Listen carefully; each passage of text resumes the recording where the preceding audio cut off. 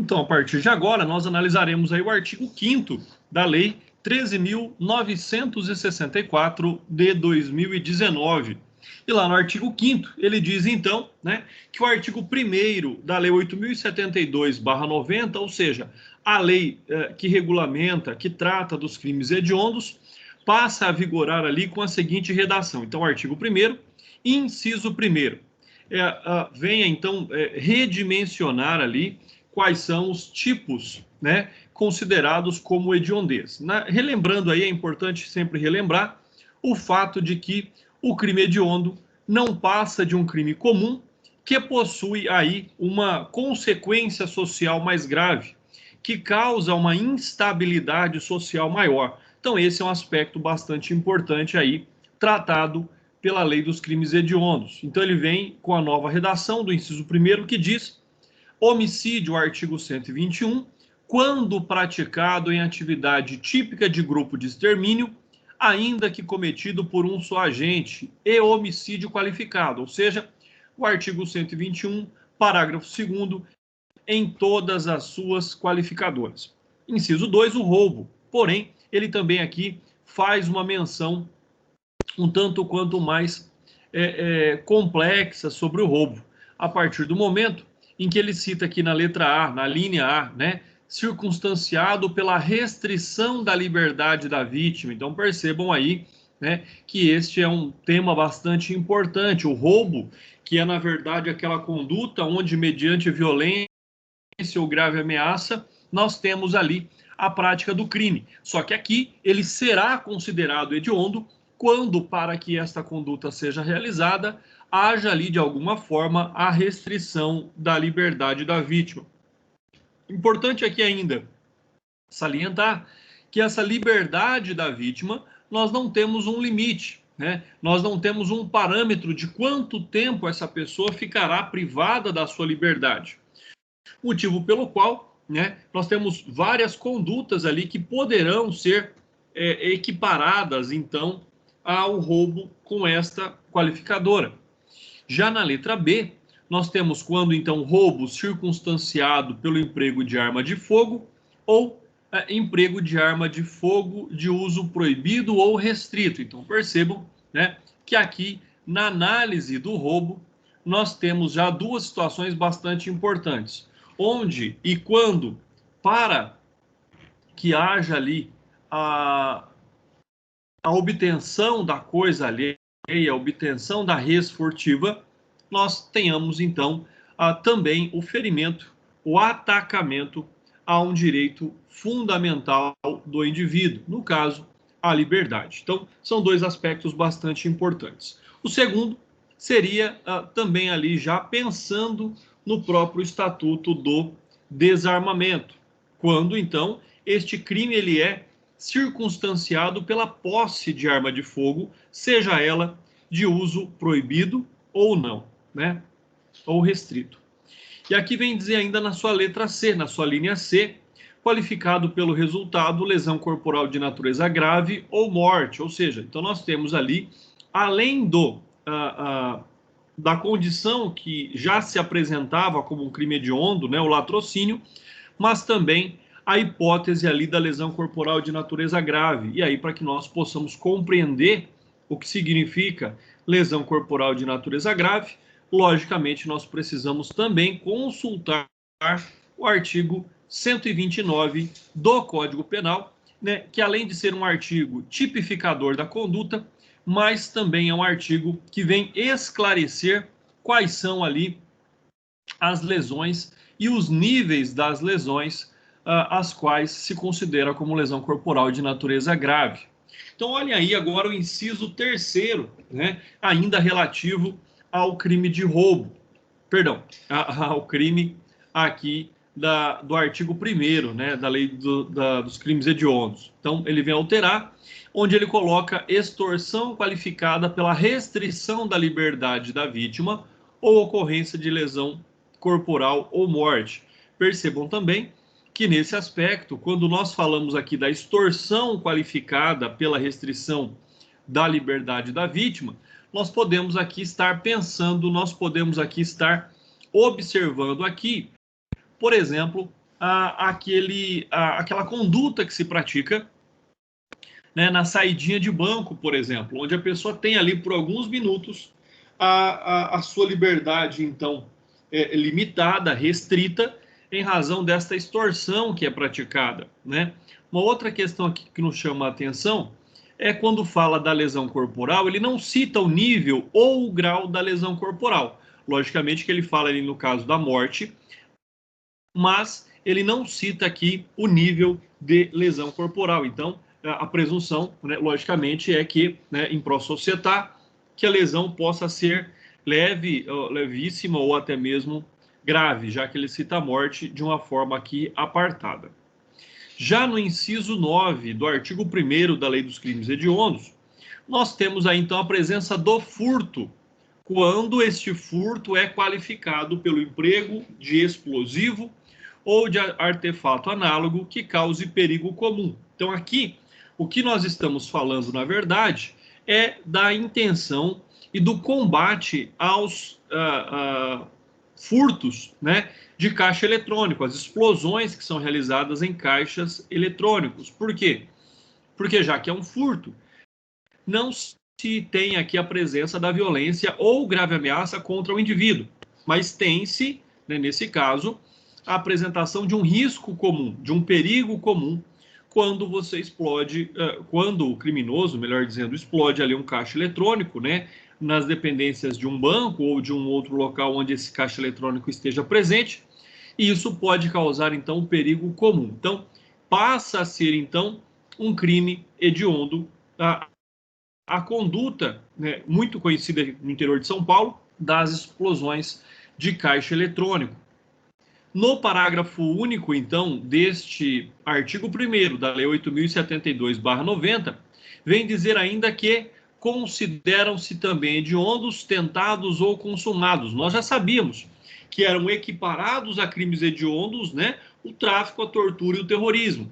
Mas agora ele vem, então, complementar este rol e dizer para nós que também são considerados crimes hediondos, ou seja, acrescenta-se a regra do TTT, tráfico, terrorismo e tortura, acrescenta-se o crime de genocídio, o crime de posse ou porte ilegal de arma de fogo de uso proibido. Então, ou seja, o que é que nós temos, né? Para que, logicamente, nós tenhamos uma compreensão melhor, quando nós falamos de arma de fogo, nós temos algumas situações inerentes a ela. Então, por exemplo, você pode, mediante autorização do SINARM, ou seja, da Polícia Federal, ter o direito à posse da arma de fogo no seu domicílio. Então, ou seja, você tem a posse da arma de fogo, é uma arma legal, é uma arma de uso permitido, e você tem a posse dessa arma. Ou seja, você não pode portá-la, você não pode carregá-la junto ao corpo ou na sua posse, fora dos limites do seu domicílio, né? Então, esse é um critério bastante importante. Então, eu posso ter uma arma registrada, eu posso ter uma arma legalizada, mas eu não tenho, então, a autorização de portá-la em local público. Eu não estou nem dizendo ali hipóteses de que essa arma seja vista por ninguém, não precisa, né?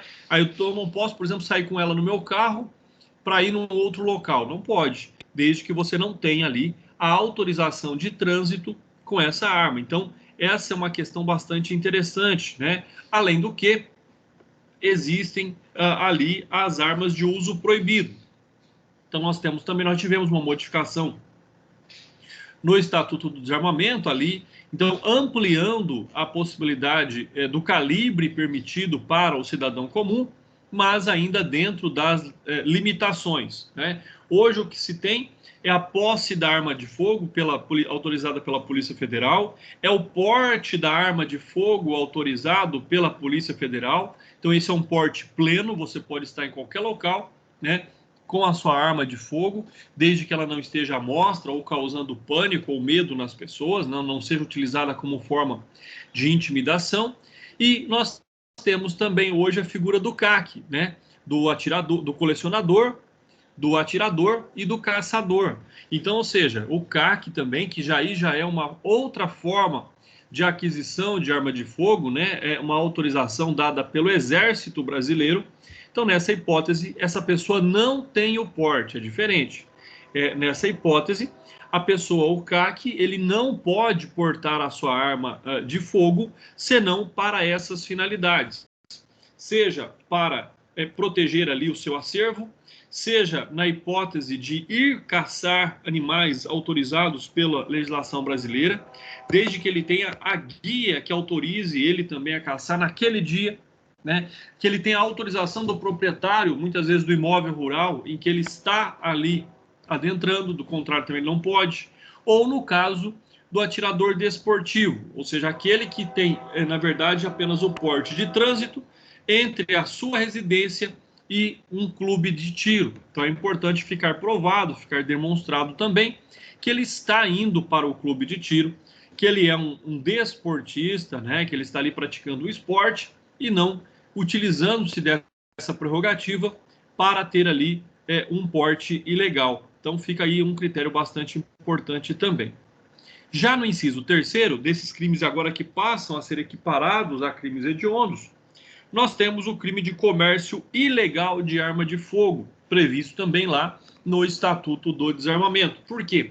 Porque o grande problema não são as armas legalmente comercializadas no Brasil. O grande problema são as armas ilegalmente comercializadas no Brasil, né? Que vem aí de acordo também com o inciso 4º, o crime de tráfico internacional de armas de fogo, acessórios ou munição, previsto também no Estatuto do Desarmamento. Então percebam que tanto a questão da posse, do porte, do comércio ilegal de armas de fogo ou do tráfico internacional de armas de fogo, acessório ou munição, são considerados como crimes hediondos. Então, o que é que nós temos com relação a isso? Nós temos aí condutas que tornam isso um tanto quanto mais grave.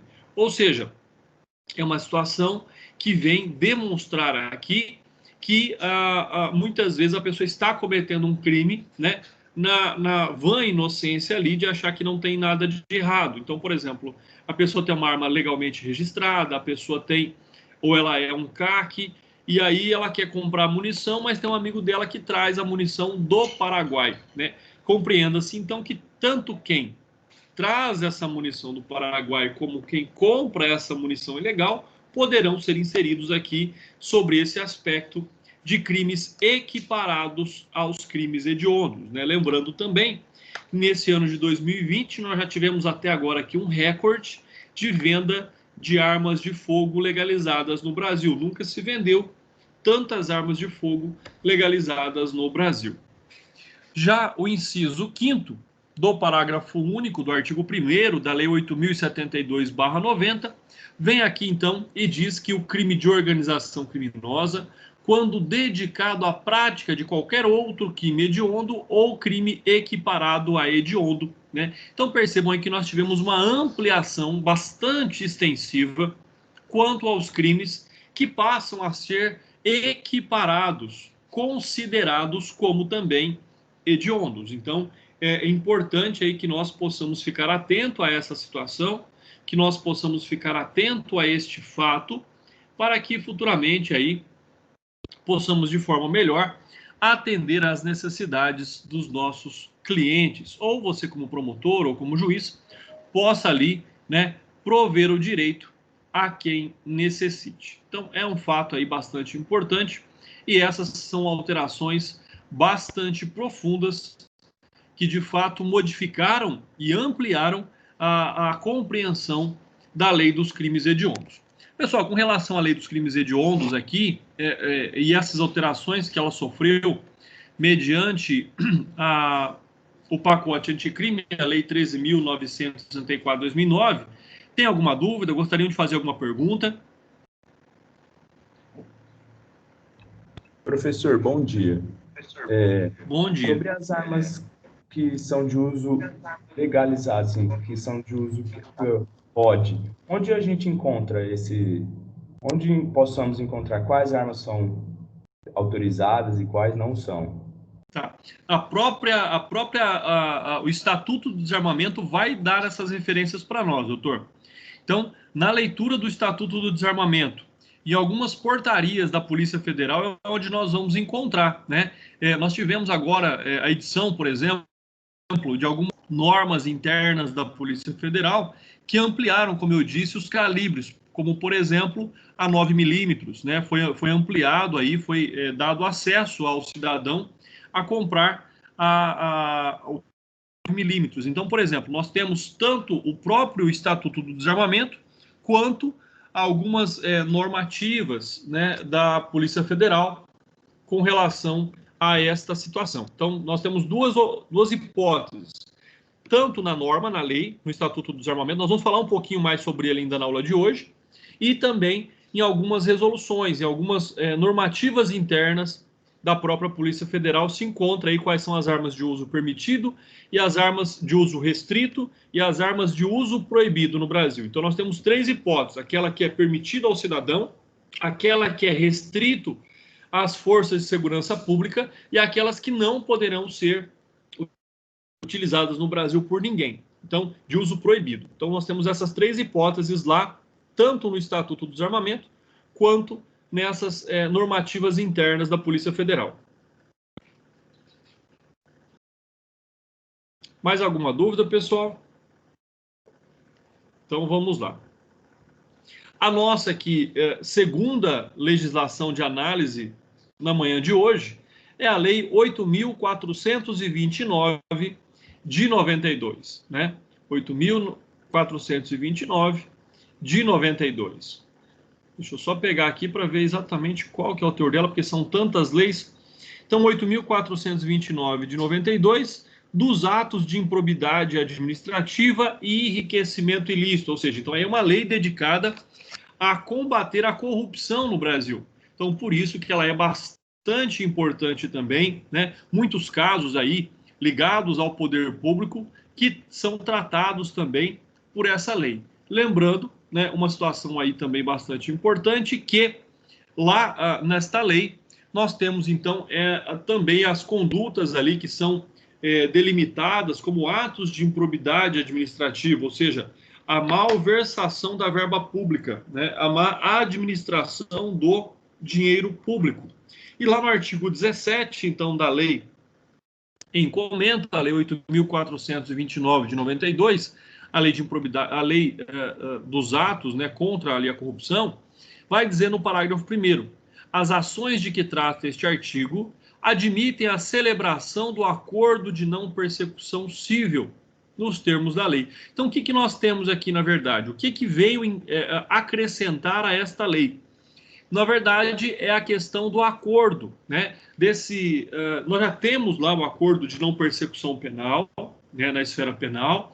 Nós já temos a hipótese da delação premiada, que é o acordo também, seja pela devolução de dinheiro, seja pela prestação de informações privilegiadas, como forma de esclarecimento dos crimes, né? E aí vem, então, deixar claro, vem agora a normatizar essa possibilidade deste acordo de não persecução civil, nos termos desta lei, ou seja, é aquele ato de expropriação dos bens daquele que, de alguma forma, se beneficiou ali de verbas públicas de forma irregular. E, recentemente, nós vimos aí um grande acordo onde a pessoa concordou, né, em abrir mão de 95% do seu patrimônio, não sei quantos bilhões de reais, né? Então ela concordou, ela abriu mão de 95% do seu patrimônio, ficou ainda com alguns bilhões de reais, mas nesse acordo e pelas informações que foram dadas por essa pessoa, foi-se possível, então, diminuir as consequências sobre os aspectos punitivos desta lei. Já no parágrafo 10A, lá diz que, havendo a possibilidade de solução consensual, poderão as partes requerer ao juiz a interrupção do prazo para a contestação por prazo não superior a 90 dias. Então, que é o prazo ali em que o acusado, o processado por esta prática dessas condutas, vai negociar com o Ministério Público para que possa se achar ali um ponto de equilíbrio entre devolução de valores, ressarcimento aos cofres públicos, né, e prestação de informações privilegiadas para que se possa, então, punir de fato aquelas pessoas que, em tese, tiveram a participação ativa maior quanto à prática do ilícito. Então, é também aí uma lei muito importante, né? Tanto, como eu disse, para as 3 esferas aí, né? Para os magistrados, para os promotores e para os advogados, porque muitos crimes e muitas ações civis públicas, muitas ações de improbidade administrativas estão sendo propostas e serão propostas aí também com relação à má administração da verba pública, né? O que é muito comum, né? E aí nos faz refletir, mais uma vez, que estamos aí num ano eleitoral, né? Um ano da qual nós teremos aí as eleições municipais, e parece uma eleição tanto quanto diferente, né? Nós vemos aí comportamentos diferentes, comportamentos distintos quanto a esta eleição. A nossa próxima lei em análise é a Lei 9.296/96, e ela regulamenta lá o inciso 12, então, parte final, do artigo 5º da Constituição Federal.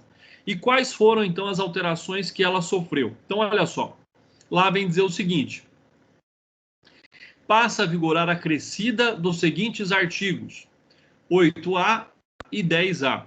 O que é que vem dizer o artigo 8A? Então, percebam que nós estamos falando do inciso 12, né, da Constituição Federal. Então, parte final do artigo 12 passa a ser alterado pela Lei 9.296 de 96, que foi alterada pela Lei 13.964 de 2019, né? Então, vem lá esta lei que alterou parte final do artigo 12, do inciso 12 do artigo 5º da Constituição, dizer que, para a investigação ou instrução criminal, poderá ser autorizada pelo juiz, a requerimento da autoridade policial ou do Ministério Público, a captação ambiental de sinais eletromagnéticos, ópticos ou acústicos, quando? Então, nós estamos falando aqui da quebra do direito à intimidade, da quebra do direito à privacidade do indivíduo, quando for necessário para a apuração ou a investigação, né, criminal. Então, nós temos lá, inciso 1, a prova não puder ser feita por outros meios disponíveis e igualmente eficazes. Bom, isso parece um tanto quanto subjetivo, né? Será que não é possível ou esse é o modo mais fácil? Então, isso tem que ser questionado quando da investigação criminal, quando da defesa. Inciso 2, houver elementos probatórios razoáveis de autoria e participação em infrações criminais, cujas penas máximas sejam superiores a 4 anos ou infrações penais conexas. Por quê? É importante lembrar e é importante frisar o porquê dos 4 anos, superior a 4 anos. É porque, em tese, aquela pessoa que é condenada a uma pena superior a 4 anos não livra-se solta, ou seja, não terá para si a aplicação de cumprimento de pena do regime aberto. Então ela fica ali, né, sendo reincidente, sendo portador de uma conduta social reprovável, já pelo menos do regime semiaberto, superior a 4 anos. Parágrafo 1º.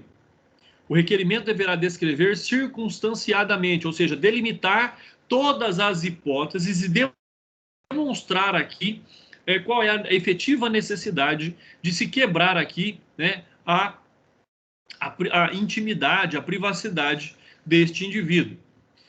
E a forma de instalação do dispositivo de captação ambiental, né? O que se faz aqui, nós já temos a lei de interceptação telefônica, mas o que se busca é também facilitar, de algum modo, esta ação, né? Até porque no passado existiam outros critérios. Se vocês pegarem lá a lei de interceptação telefônica, vocês vão ver que ela é muito mais restritiva e ela é muito mais excepcional do que vem dizendo aqui essa alteração. Então, já no parágrafo 3º, a captação ambiental não poderá exceder ao prazo de 15 dias, renovável por decisão judicial por iguais períodos, se comprovada a indispensabilidade do meio de prova e quando presente atividade criminal permanente, habitual ou continuada. Então, aí, percebam como ela vem, então, dizendo, olha, pode, uma primeira vez por 15 dias, vocês vão analisar se tem algo de importante nessas gravações. Se for necessário, pode renovar por iguais períodos, e aí não há um limite de renovações. dessa interceptação telefônica, porém, né, mais uma vez, aí tem que comprovar a indispensabilidade do meio. E o outro fato é que, para que possa continuar com a interceptação telefônica, é lógico, né, é indispensável que a conduta ilícita também tenha que ser contínua, ou seja, né, atividade criminal permanente, habitual ou continuada, porque não haveria motivo, não haveria razões de ser de continuar se interceptando conversas particulares, pessoais de alguém, senão para que possa lhe auxiliar e fazer prova na investigação ou instrução criminal. Já no parágrafo 5º aí do artigo 8A, vem dizer que aplicam-se subsidiariamente à captação ambiental as regras previstas na legislação específica, ou seja, lá na lei de interceptação telefônica, para interceptação telefônica ou telemática. Então, ou seja, né, aqui nós estamos falando de interceptação de conversas, sejam elas ambientais ou não, mas também de quebra dos sigilos dos indivíduos, seja registro de ligações, sejam registros de conversas, e isso também aí está aqui de forma, não vou dizer explícita, porque não ficou tão claro assim, a agir dessa forma, mas é importante que nós possamos compreender o que é que significa aqui essas alterações. Já no artigo 10A, é importante que é possível realizar a captação ambiental de sinais eletromagnéticos, ópticos ou acústicos para investigação ou instrução criminal sem autorização judicial quando for exigido. Então, percebam, olha só, realizar a captação ambiental de sinais eletromagnéticos, ópticos ou acústicos para investigação ou instrução criminal sem a autorização judicial. Pessoal, isso aqui é uma temeridade, né? Então, seja, então se a pena lá for de reclusão de 2 a 4 anos e multa. Então, seja, o que nós temos para os crimes de menor potencial ofensivo, a preservação do direito fundamental à intimidade é menor? Então, aqui é algo que me parece algo muito temerário, ou seja, a invasão da privacidade diante de um crime de menor potencial ofensivo, em que a pessoa livra-se solta, né? Quando for exigido, então, penas menores. Parágrafo 1º. Não há crime se a captação é realizada por um dos interlocutores, isso é importante dizer também, né? Muitas pessoas têm dúvidas. Olha, André, então se eu, por exemplo, gravo a conversa entre eu e um amigo, é uma gravação, é uma prova ilícita? Não, é uma prova lícita e não há nenhuma ilegalidade nisso, né? Então não há crime quando um dos interlocutores grava aquela conversa, não há crime nenhum, né? Então, por exemplo, um cliente liga para mim, automaticamente o meu celular grava aquela conversa. Então, ou seja, é crime isso? Não, não é crime. O crime está quando duas pessoas conversam e essa conversa ela é interceptada por uma terceira pessoa desconhecida pelos dois interlocutores. Aí nós temos, então, a prática do ilícito, quando não era com autorização judicial. Agora, de acordo com o artigo 10A, pode-se fazer a captação desses sinais eletromagnéticos, ópticos ou acústicos, também nas hipóteses de crimes aí com penas de 2 a 4 anos e multa, e não há crime quando a captação é feita por um dos interlocutores. Então fica aí essa ressalva, né? A pena será aplicada em dobro ao funcionário público que descumprir determinação de sigilo das investigações que envolvam a captação ambiental ou revelar o conteúdo das gravações enquanto mantido o sigilo judicial. Então também aí vem uma ressalva quanto à conduta do próprio agente público, que é ali responsável pela captação dessas informações, ou seja, ele tem por obrigação legal manter o sigilo dessas conversas, seja durante ali as investigações, ou seja, enquanto mantido o sigilo dessas conversas pelo juízo, né? Por quê? Porque são dois aspectos. Um é enquanto elas ainda ocorrem, outro é quando elas já estão na posse do juízo, mas o juízo ainda não autoriza o conhecimento público dessas informações. Então, fica aí essas ressalvas quanto à captação de informações, né? A quebra do sigilo, na verdade, do indivíduo. Nós temos ainda aí alterações também que foram sofridas pela Lei 9.613 de 98. Então, vamos lá. O que é que diz essa lei? Ela trata do quê? Lei 9.613 de 98 dispõe sobre o crime de lavagem ou ocultação de bens, direitos e valores, a prevenção da utilização do sistema financeiro para ilícitos previstos nesta lei e cria lá o COAF, né, o Conselho de Controle e Atividade Financeira, e dá outras providências. Então é importante aí também esta análise, já que tanto foi dito, tanto foi falado sobre esse COAF aí, né, na mídia nos últimos meses, no último ano aí. Então o que é que ela vem dizer? Ela vem então também trazer ali alguns acréscimos à própria legislação, onde ela vem dizer que o artigo 1º da lei, então, 9.603 de 98, passa a vigorar com a seguinte redação. Então, foi alterada a redação do parágrafo 6º do artigo 1º da lei, que diz que para apuração do crime de que trata este artigo, admite-se a utilização de ação controlada e da infiltração de agentes. Então, também aqui nesta hipótese, né, nos crimes contra a ordem financeira, admite-se aqui a utilização de agentes infiltrados, né?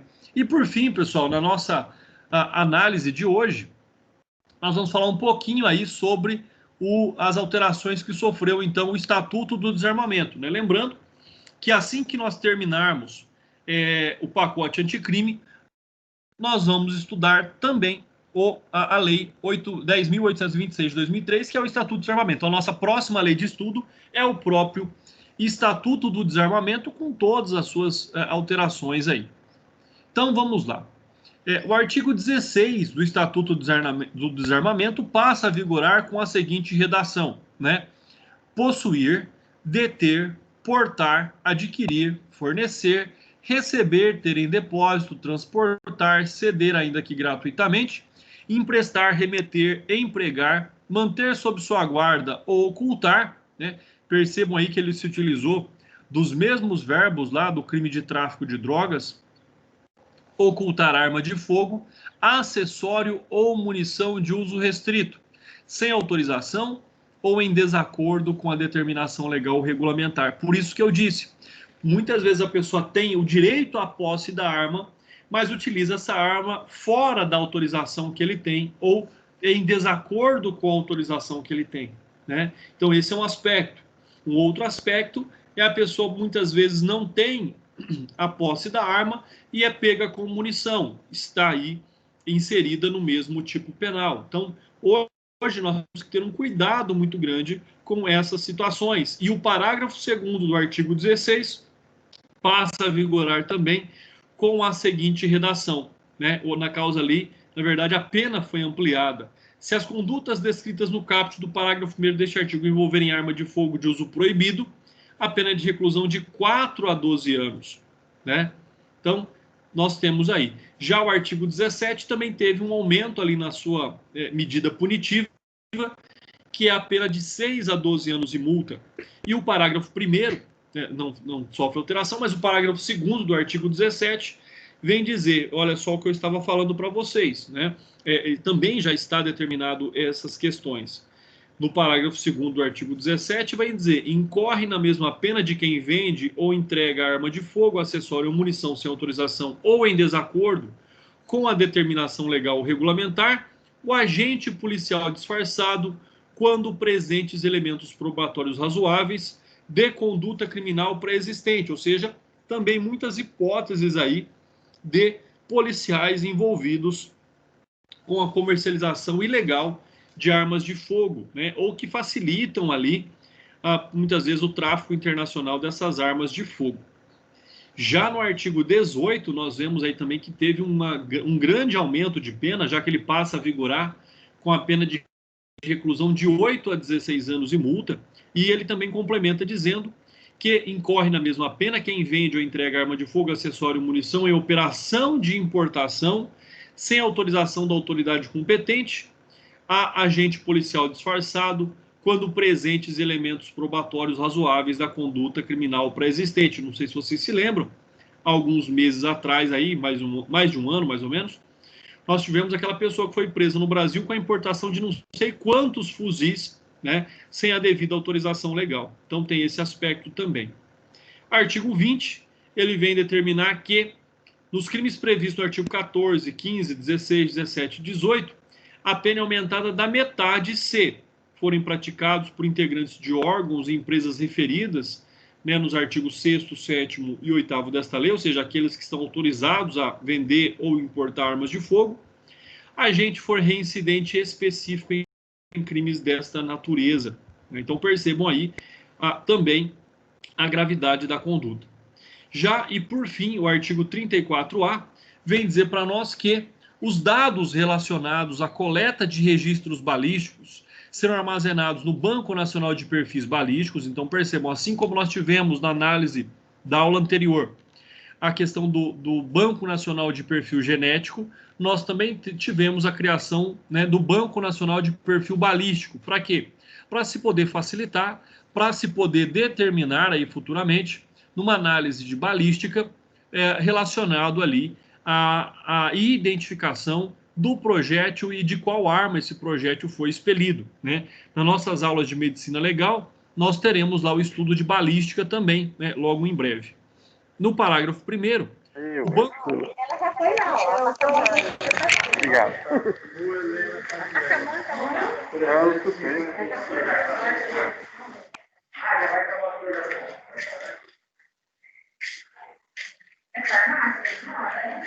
Só um instante, pessoal.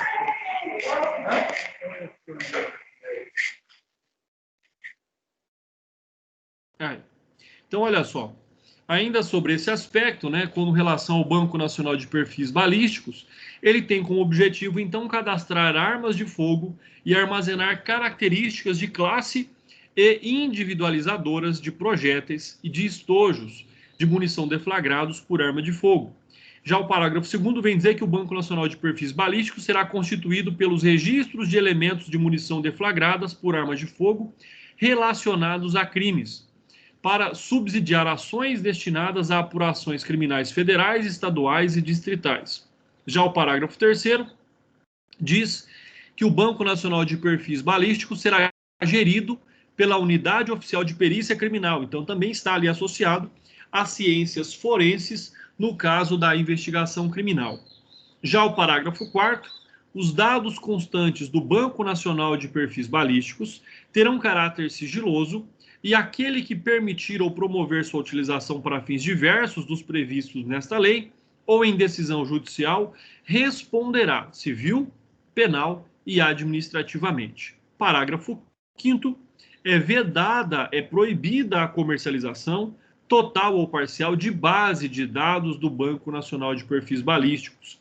E o parágrafo 6º, a formação, a gestão e o acesso ao Banco Nacional de Perfis Balísticos serão regulamentados por ato do Poder Executivo Federal. Então percebam aí também quantas alterações o pacote anticrime trouxe referente aí ao Estatuto do Desarmamento também. Lembrando que, como eu disse, né, na sequência aqui do estudo sobre o pacote anticrime, nós teremos aí a análise do Estatuto do Desarmamento e faremos todas as ponderações, né, e todos os argumentos relacionados, é lógico, daqueles que são favoráveis ao Estatuto do Desarmamento e daqueles que são contrários ao Estatuto do Desarmamento.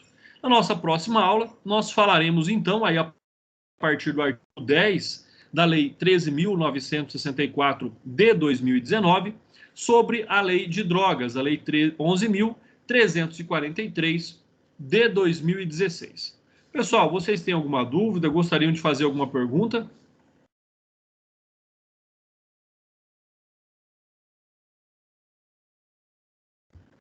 Pessoal, então não havendo dúvidas, não havendo perguntas, tá bom?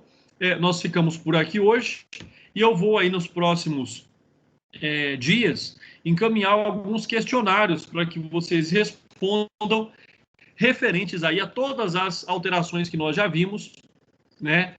Também aí uma atividade de fixação de conteúdo referente a todas as alterações que vimos do pacote em relação ali às mudanças na legislação. Então, Muito obrigado a todos, um forte abraço e uma excelente semana a todos vocês.